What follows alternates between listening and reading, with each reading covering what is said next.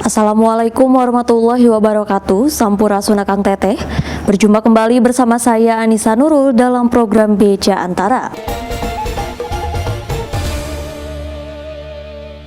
Bareskrim Mabes Polri menyerahkan tersangka penistaan agama Panji Gumilang.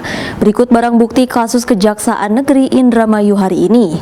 Penyerahan tahap 2 itu dilakukan setelah Kejaksaan menyatakan berkas perkara Panji Gumilang sudah lengkap atau P21.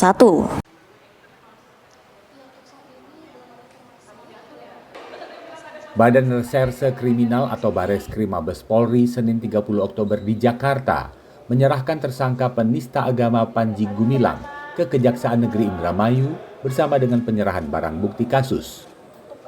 Berkas perkara Panji Gumilang ini secara formil dan material dinyatakan lengkap atau P21 sejak Jumat pekan lalu. Dengan penyerahan ini maka kasus penistaan agama tersebut siap untuk segera disidangkan. Penyidik dengan berkoordinasi dengan Kejaksaan, kita melaksanakan tahap 2, yaitu penyerahan tersangka dan barang bukti yang selanjutnya akan dilaksanakan penyerahan langsung di Kejaksaan Indramayu. Yuhandani menjelaskan barang bukti yang diserahkan diantaranya berupa laptop, rekaman CCTV, dan bukti hasil laboratorium Polri yang menyatakan Panji Gumilang bersalah. Setelah proses penyerahan ini, Bareskrim Polri akan berkoordinasi dengan Kejaksaan untuk menentukan tempat digelarnya persidangan. Ia memastikan lokasi dan waktu persidangan tidak akan mengganggu situasi keamanan wilayah menjelang pemilihan umum. Dari Jakarta, Walda Marison, Asfar Muhammad, Kantor Berita Antara, mewartakan.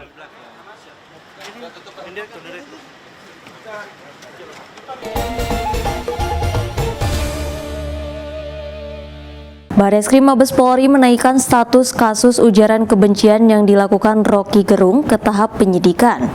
Peningkatan dilakukan setelah Bareskrim menemukan alat bukti cukup saat gelar perkara. Bareskrim Mabes Polri meningkatkan atau menaikkan status kasus ujaran kebencian dengan terlapor Rocky Gerung dari penyelidikan menjadi penyidikan. Hal tersebut disampaikan Direktur Tindak Pidana Umum Bareskrim Mabes Polri, Yuhandani Raharjo Puro, saat jumpa pers di Mabes Polri pada Senin 30 Oktober. Peningkatan status ini dilakukan setelah Mabes Polri menemukan alat bukti yang membuktikan adanya kasus tindak pidana.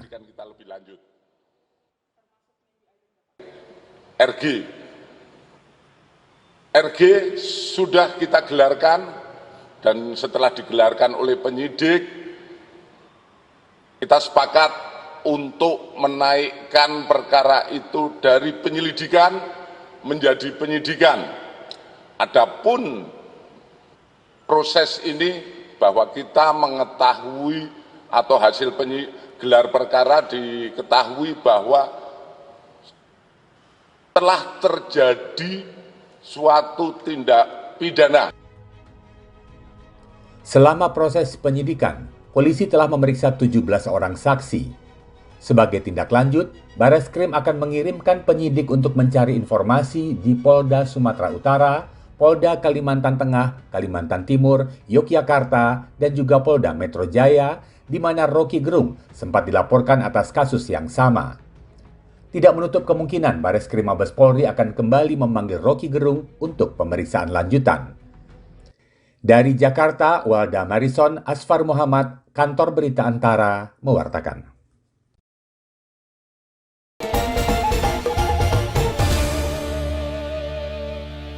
Detasemen Intelijen bersama Komando Tugas Pengamanan Wilayah Perbatasan Kodam 12 Tanjung Pura menggagalkan penyelundupan 11 kg narkotika jenis sabu-sabu asal Malaysia di Kabupaten Bengkayang, Kalimantan Barat. Pangdam 12 Tanjung Pura Maijen TNI Iwan Setiawan mengungkapkan, upaya penyelundupan itu dilakukan melalui jalur tikus di perbatasan Indonesia-Malaysia pada Jumat 27 Oktober. Rekan-rekan media, hari ini Detasemen Intelijen Kodam 12 Tanjung Pura bersama personel Satuan Komando Tugas Pengamanan Wilayah Perbatasan pada 27 Oktober menggagalkan upaya penyelundupan 11 kg narkotika jenis sabu-sabu asal Malaysia yang coba diselundupkan lewat jalur tikus di kawasan perbatasan Indonesia-Malaysia, Kabupaten Bengkayang, Kalimantan Barat. Selain menyita seluruh barang bukti yang dibungkus dalam 10 paket kemasan plastik berwarna merah, petugas juga meringkus satu orang terduga bernama Leo asal Nusa Tenggara Timur, di mana pada 28 Oktober pelaku bersama barang bukti secara resmi diserahkan Kodam 12 Tanjung Pura kepada Badan Narkotika Provinsi Kalbar guna menjalani proses penyidikan lanjutan. Berdasarkan hasil pemeriksaan sementara yang dilakukan penyidik TNI, modus yang dilakukan pelaku membawa barang bukti melintasi perbatasan negara melalui Kampung Lundu, Sarawak, Malaysia, menuju Desa Semunying, Kabupaten Bengkayang. Selanjutnya narkotika akan dibawa menuju ke Jakarta. Pelaku yang berhasil kita amankan adalah bernama Leo, asal dari Kupang, kemudian usia 40 tahun. Dia bekerja di perkebunan sawit yang berada di Malaysia. Ditangkap di Kecamatan Jagong Babang, Kabupaten Bengkayang. Dengan adanya kerjasama, maka penggagalan masuknya narkotika ke wilayah negara Republik Indonesia ini bisa dilakukan dengan lebih baik lagi. Untuk mempertanggungjawabkan perbuatannya, Leo kini mendekam di rutan BNNP Kalbar. Dia dijerat dengan undang-undang tentang penyalahgunaan dan peredaran gelap narkotika dengan ancaman hukuman penjara seumur hidup hingga hukuman mati. Dari Kabupaten Kuburaya, Kalimantan Barat, Indra Santoso, Kantor Berita Antara, mewartakan.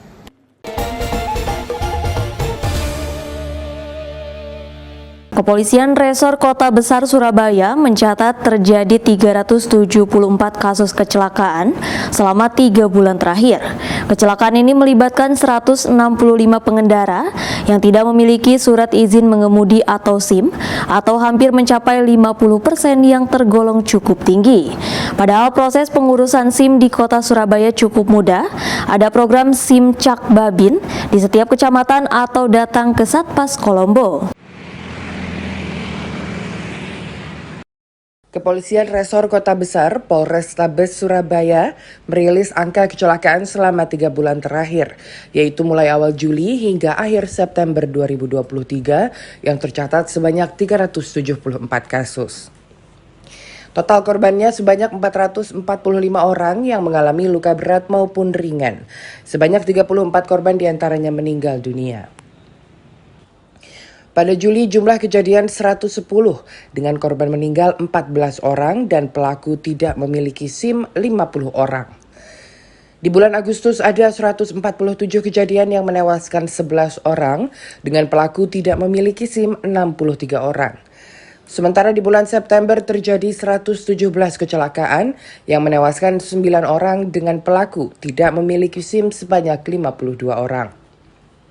Dari data di atas tercatat sebanyak 165 pengendara atau hampir mencapai 50% yang terlibat dalam kecelakaan tersebut tidak memiliki surat izin mengemudi atau SIM.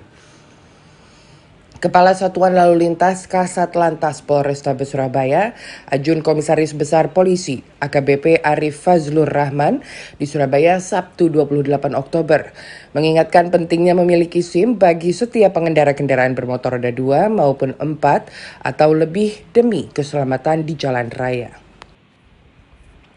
Terlebih PT Jasara Harja sejak 2 Oktober lalu telah menerbitkan surat keputusan direksi nomor 132 tahun 2023 tentang sejumlah kasus kecelakaan yang korbannya tidak diberikan santunan. Efektif diberlakukan sejak 4 Oktober 2023, salah satunya ditujukan kepada pengendara korban kecelakaan yang tidak memiliki SIM. Kenapa nggak buat SIM? Pak, susah, repot. Nah, ada program SIM Cak Babin, ya. Nanti hubungi Babin Gamping, Mas. Atau bisa langsung datang ke Kolombo. Jadi Pameo, mungkin pemikiran orang-orang hanya alasan saja dibilang mahal, biayanya bertele-tele. Kalau ada proses, memang membuat SIM itu tidak instan. Ada proses, ada ujian. Kalau gagal belajar dulu, nanti diulang ujiannya. Kalau bayar saya pastikan biayanya sesuai dengan ketentuan yang berlaku. Selama 3 bulan terakhir, Satlantas Polrestabes Surabaya telah gencar melakukan razia secara acak di berbagai ruas jalan raya dan mendapatkan sebanyak 13.000 lebih pengendara yang tidak memiliki SIM. Namun hanya sebatas diberi teguran agar segera mengurus SIM. Razia masih terus berlangsung sampai sekarang, namun mulai akhir pekan ini akan langsung ditindak tilang dengan sanksi denda mencapai Rp1.000.000 atau hukuman pidana paling lama 4 bulan kurungan. Dari Surabaya, Jawa Timur, Hanif Nasrullah, Kantor Berita Antara, mewartakan.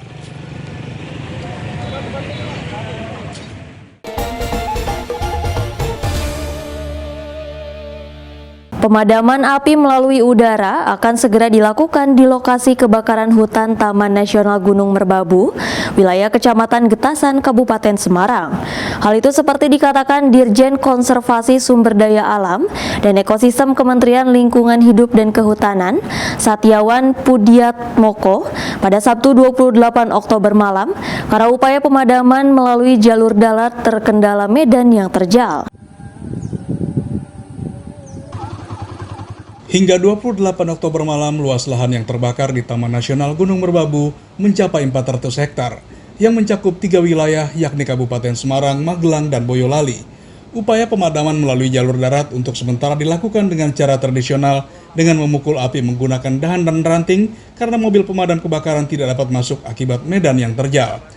Upaya pemadaman melalui jalur darat seperti dikatakan Direktur Jenderal Konservasi Sumber Daya Alam dan Ekosistem Kementerian Lingkungan Hidup dan Kehutanan, Satyawan Pudiatmoko, saat ditemui di posko relawan menyatakan akan segera dilakukan, yakni dengan menggunakan helikopter pengebom air. Oleh sebab itu tadi kami minta ketika pemadaman darat sudah operasionalnya kita maksimumkan dengan sekat bakar agar tidak merembet, harus ditambah lagi dengan usaha pemadaman lewat udara dengan waterbombing. Sementara itu, upaya penyelamatan terhadap warga juga dilakukan pemerintah Kabupaten Semarang. Sebanyak 91 jiwa yang terdiri dari wanita, anak-anak, dan lansia di Dusun Gedong dan Dusun Nganduman, Kecamatan Getasan, Kabupaten Semarang dievakuasi. Ini kami melakukan evakuasi kaitannya dengan masyarakat yang ada di sana, terutama yang sudah sepuh, kemudian juga yang anak-anak, kemudian juga ada yang hamil. Ini kita evakuasi di Balai Desa Batur.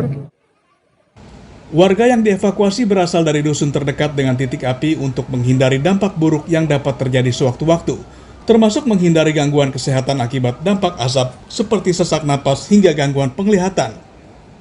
Petugas medis dari puskesmas dan pasokan bahan makanan juga telah disiapkan di tempat pengungsian. Dari Kabupaten Semarang, Jawa Tengah, Suryo Wicaksono, Kantor Berita Antara, mewartakan.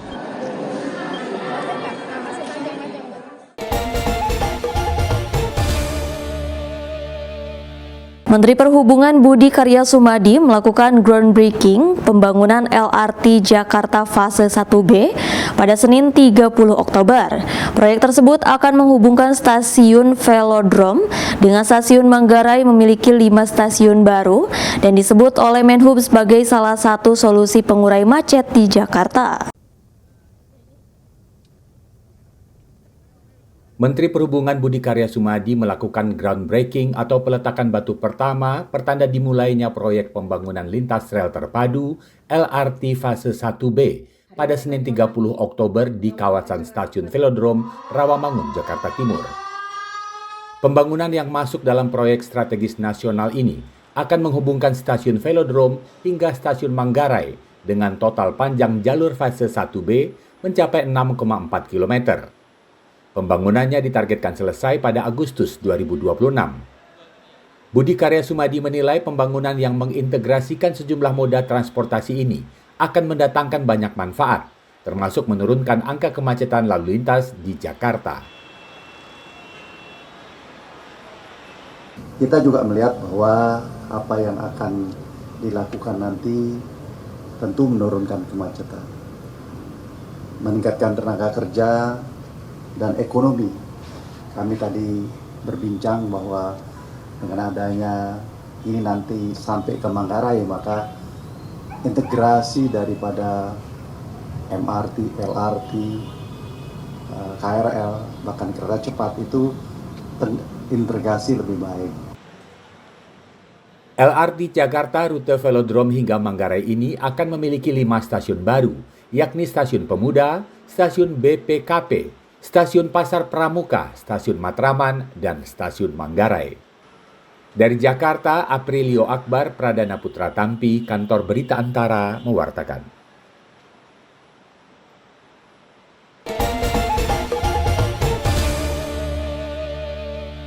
Sebanyak 21 produk UMKM Aceh siap untuk diekspor pada tahun 2024 mendatang. Produk UMKM tersebut meliputi olahan kopi, kerajinan tangan, pakaian, hingga produk perikanan. Hal tersebut disampaikan Kepala Perwakilan Kemenkes 1 Aceh, Safwadi, saat peringatan Hari Puncak Uang di Banda Aceh pada Minggu 29 Oktober.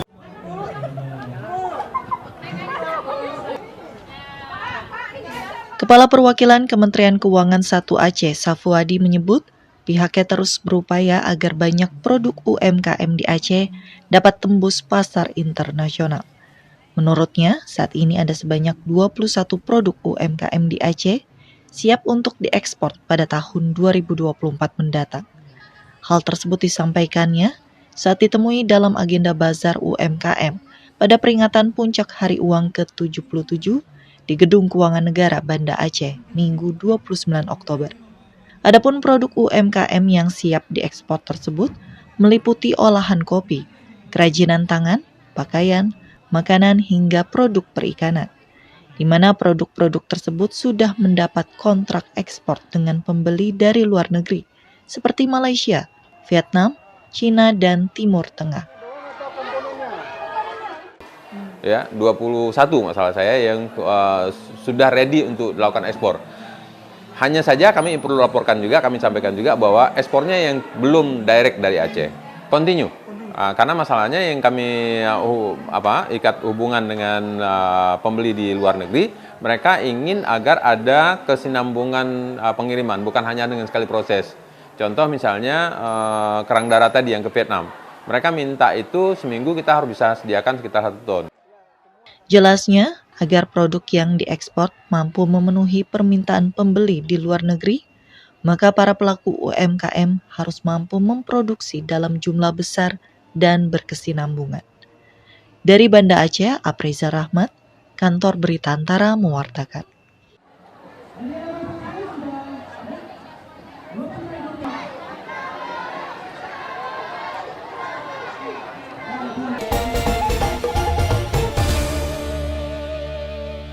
Bacawa Pres Koalisi Indonesia Maju Gibran Rakabuming Raka menemui petani tembakau di Kabupaten Temanggung, Jawa Tengah pada Minggu 29 Oktober. Safari politik ini dilakukan untuk menyerap aspirasi petani terkait pembatasan pupuk bersubsidi dan juga harga jual tembakau kering yang rendah. Bakal calon wakil presiden dari Koalisi Indonesia Maju, Gibran Rakabuming Raka, menemui petani tembakau di Desa Gondang Winangun, Kecamatan Ngadirejo, Kabupaten Temanggung, Jawa Tengah, pada Minggu 29 Oktober. Kedatangan anak sulung Presiden Joko Widodo ini disambut meriah para relawan dan warga. Dalam kesempatan itu, Gibran melihat langsung hasil tembakau kering milik petani di salah satu gudang. Dari hasil diskusi dengan petani, Gibran menyerap aspirasi mereka terkait pembatasan pupuk bersubsidi bagi petani tembakau, sehingga petani kekurangan pupuk untuk menanam tembakau.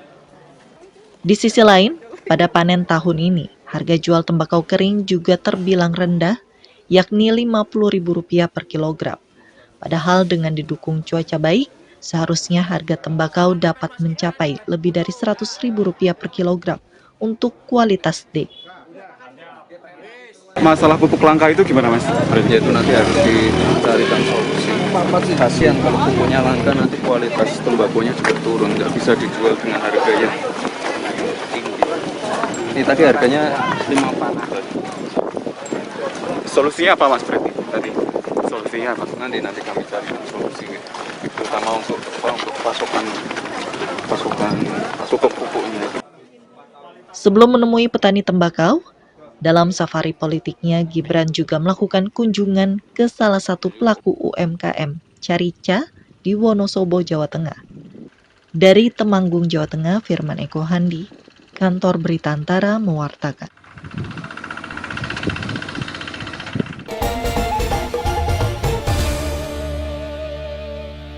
Dalam rangka menangani dan mengatasi prevalensi stunting, pemerintah Kota Kendari menggencarkan program Bapak Asuh Anak Stunting. Program Bapak Asuh Anak Stunting merupakan gerakan kolektif yang melibatkan berbagai pihak, menyasar keluarga beresiko stunting baik anak-anak maupun ibu hamil.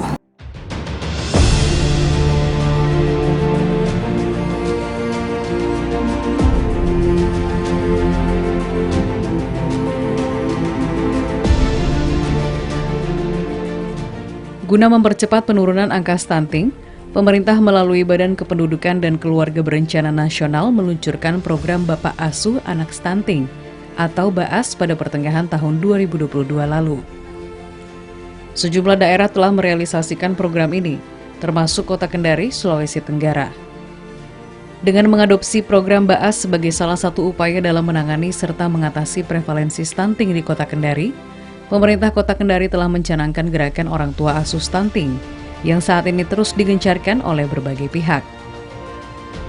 Untuk mengeliminasi dan mempercepat penurunan angka stunting, program orang tua asuh stunting yang merupakan gerakan kolektif ini melibatkan berbagai pihak, mulai dari organisasi perangkat daerah, OPD, hingga kelompok kalangan ekonomi menengah ke atas. Kepala Dinas Pengendalian Penduduk dan Keluarga Berencana Kota Kendari, Andi Dajeng menyampaikan, gerakan orang tua asuh stunting ini mulai digalakan untuk digencarkan sejak bulan Mei 2023 lalu. Berusaha untuk memperluas gerakan orang tua asuh. Alhamdulillah hari ini kita mendapat orang tua asuh dari Bapak Landal untuk 10 anak. Alhamdulillah. Semoga kedepannya lebih banyak lagi yang akan menjadi orang tua asuh dan semua masyarakat harus terlibat dalam rangka untuk menurunkan stunting. Kita akan memperluas lagi di dunia usaha.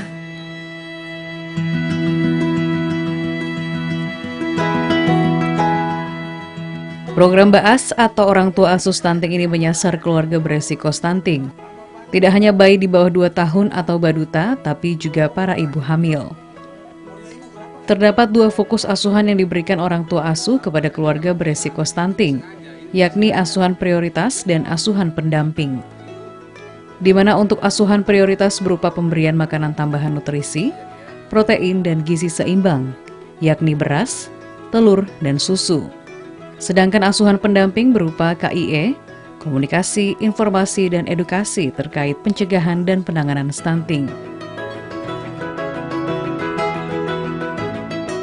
Semuanya memiliki tanggung jawab untuk mengurangi stunting. Artinya kalau ada resiko stunting di wilayah, kita wajib memberikan perhatian khusus pada mereka.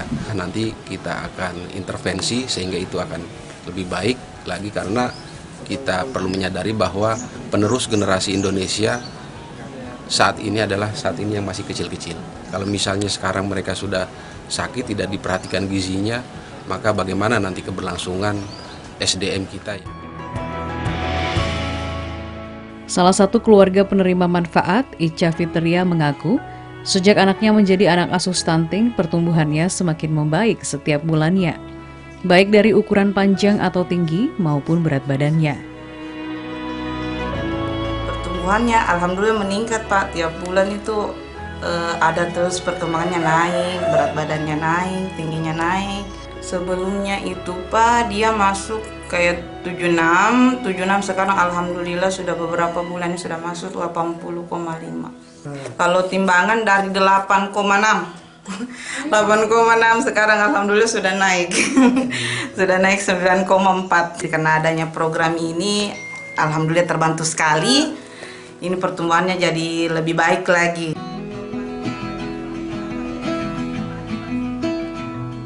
Hingga saat ini Dinas Pengendalian Penduduk dan Keluarga Berencana Kota Kendari mencatat sudah ada 212 orang tua asuh stunting di Kota Kendari.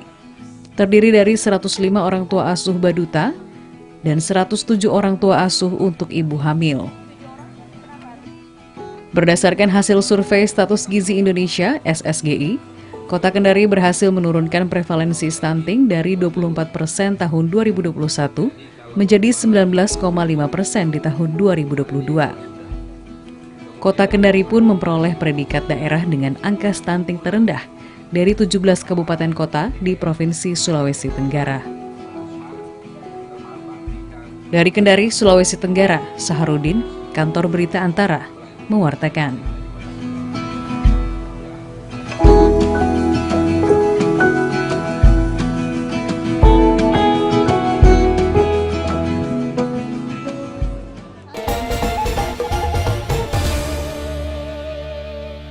Dalam mendorong kejayaan kopi Merapi, pemerintah Kabupaten Sleman Daerah Istimewa Yogyakarta berupaya meyakinkan para petani di lereng Merapi untuk kembali menanam kopi.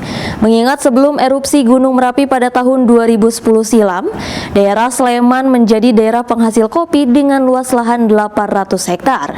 Meski saat ini lahan kebun kopi turun hanya 400 hektar, namun kualitas kopi Merapi terus membaik dan diminati banyak wisatawan. Sebelum erupsi besar pada tahun 2010, lereng Merapi di Kabupaten Sleman, Daerah Istimewa Yogyakarta merupakan penghasil komoditi kopi dengan luas lahan 800 hektar. Namun erupsi besar di tahun 2010 meluluhlantakkan kebun kopi milik warga. Kini, pada tahun 2023, berdasarkan data Dinas Pertanian Kabupaten Sleman, luasan kebun kopi milik masyarakat di lereng Merapi hanya sekitar 400 hektar. Oleh karenanya, pemerintah Kabupaten Sleman berupaya untuk mengembalikan luasan lahan kopi di lereng Merapi dan meyakinkan para petani agar mau kembali menanam kopi. Dalam upaya mengenalkan kopi Merapi agar semakin dikenal luas oleh masyarakat, Pemkab Sleman pun menggelar Festival Kopi Merapi pada Sabtu 28 Oktober. Wakil Bupati Sleman, Danang Maharsa mengatakan, pihaknya telah melakukan pendampingan terhadap petani kopi Merapi dengan menyalurkan dana sebesar 3 miliar rupiah yang bersumber dari dana istimewa guna meningkatkan produksi kopi Merapi. Selain itu, diberikan pula bantuan 1.000 pohon kopi dari pemerintah pusat untuk petani kopi Merapi. Izin hak ciptanya agar nanti tidak bisa diambil, karena kalau namanya kopi Merapi, Klaten, Magelang pun juga punya hak untuk memberikan nama itu karena dia punya lereng Merapi juga. Tapi kan kita yang dahulu, nah, ini harus kita patenkan. Kalau nanti masyarakat ada kopi, kami Kelurahan Umbularjo akan beli semua kopi yang ada di wilayah Kelurahan Umbularjo. Harapan kita tersaring, tidak semua keluar melalui pasar masing-masing.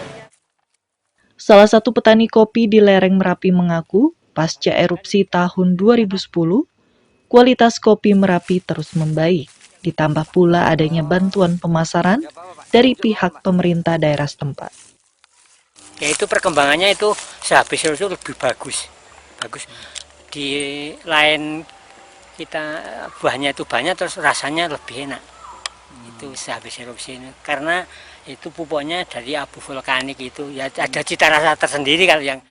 Meski hasil panen petani kopi Merapi saat ini belum mampu untuk memenuhi kebutuhan kopi di Yogyakarta, namun kehadiran munculnya banyak kedai kopi di Yogyakarta menjadi peluang bagi petani kopi Merapi dalam memperluas pasar dan meningkatkan kuantitas produknya. Dari Sleman, Daerah Istimewa Yogyakarta, Imam Prasetyo, Kantor Berita Antara mewartakan.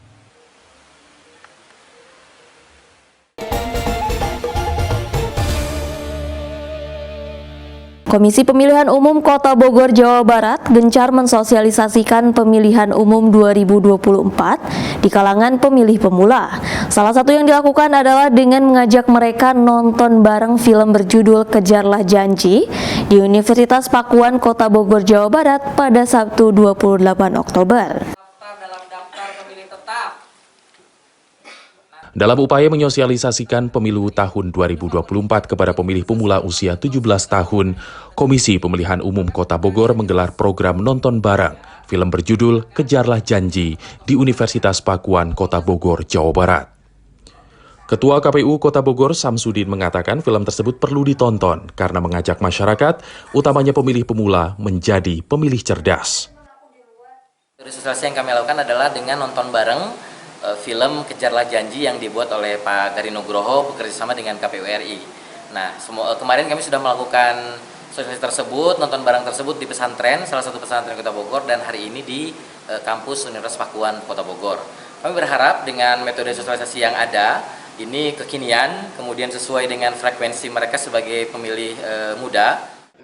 Samsudin menjelaskan jumlah pemilih pemula dalam pemilu tahun 2024 Kota Bogor mencapai 18.105 orang. Jumlah itu masuk kategori sebagai pemegang hak pilih atau sudah berusia 17 tahun pada saat pemilu tahun depan dilaksanakan, tepatnya pada 14 Februari.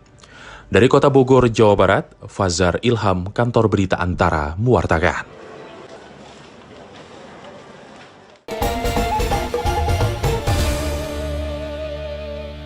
Pendidikan politik termasuk cermat dalam menggunakan hak pilihnya menjadi salah satu materi pembelajaran kurikulum Merdeka Belajar di SMP Negeri 6 Temanggung, Jawa Tengah. Para pendidik berupaya mengenalkan pelajar cara menggunakan hak pilihnya dengan menggelar pemilihan ketua dan wakil ketua OSIS yang dikemas layaknya pemilihan umum pada Sabtu 28 Oktober. Sekolah Menengah Pertama SMP Negeri 6 Temanggung, Jawa Tengah menggelar pemilihan ketua dan wakil ketua OSIS ala pemilu pada Sabtu 28 Oktober 2023. Selain surat suara yang didesain sama dengan surat suara Pilpres, tata letak dibuat semirip mungkin dengan konsep pemilihan umum, seperti adanya bilik suara hingga tinta tempat mencelupkan jari, sehingga kesan pemungutan suara lebih terasa. Bahkan sebelum melakukan pemungutan suara, para calon ketua OSIS juga melakukan kampanye, menyampaikan visi misi. Pemilu akan seperti pemilu sesungguhnya, dari kami mendesain surat suara sama seperti pemilu-pemilu dan juga dan peralatan pemungutan suara di KPU. Guru pembimbing Darko Manguntoro mengatakan pemilihan ini bagi siswa sebagai calon pemilih pemula mengandung nilai edukasi agar mereka bisa menggunakan hak pilihnya pada pemilu, termasuk ketika mencoblos surat suara dengan benar. Diharap mereka lebih mengenal politik sejak dini sehingga nanti pada saatnya mereka dewasa untuk hidup di masyarakat yang sebenarnya mereka sudah tidak gampang lagi. Pendidikan politik terkait pemilu ini sesuai dengan kurikulum Merdeka Belajar, yakni cerdas menyalurkan suara untuk memilih calon ketua OSIS, layaknya memilih calon pemimpin dalam pemilu mendatang. Dari Temanggung, Jawa Tengah, Firman Eko Handi, Kantor Berita Antara, mewartakan.